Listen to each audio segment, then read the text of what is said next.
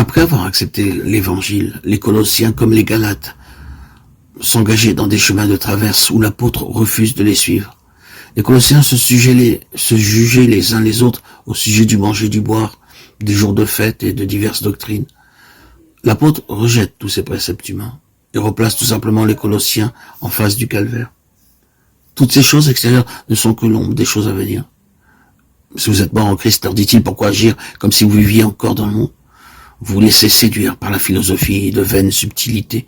Vous vous laissez maîtriser par des docteurs charnels enflés d'orgueil qui ne demeurent pas attachés au chef Christ.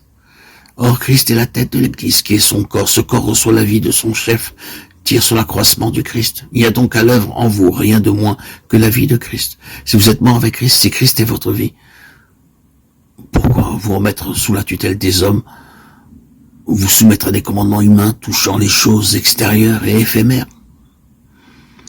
En ce 21e siècle, nous sommes encore exposés au même danger que les Colossiens. Nous sommes enclins à nous placer sous des règles tout humain pour arriver à plus de sainteté ou de consécration.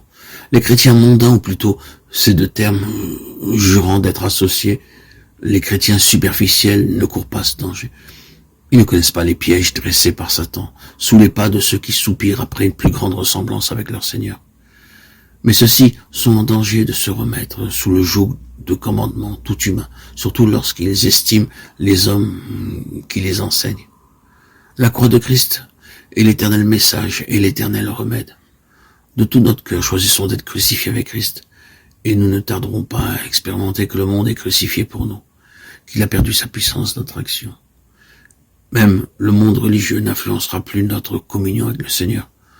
Tout ce qui est dans le monde, la convoitise ou les désirs de la chair, la convoitise des yeux, l'orgueil de la vie, tout ce qui n'est pas du Père, mais du monde, 1 Jean 2,16 sera crucifié, et nous serons victorieux parce que celui qui est en nous est plus grand, plus puissant que celui qui est dans le monde, 1 Jean 4,4.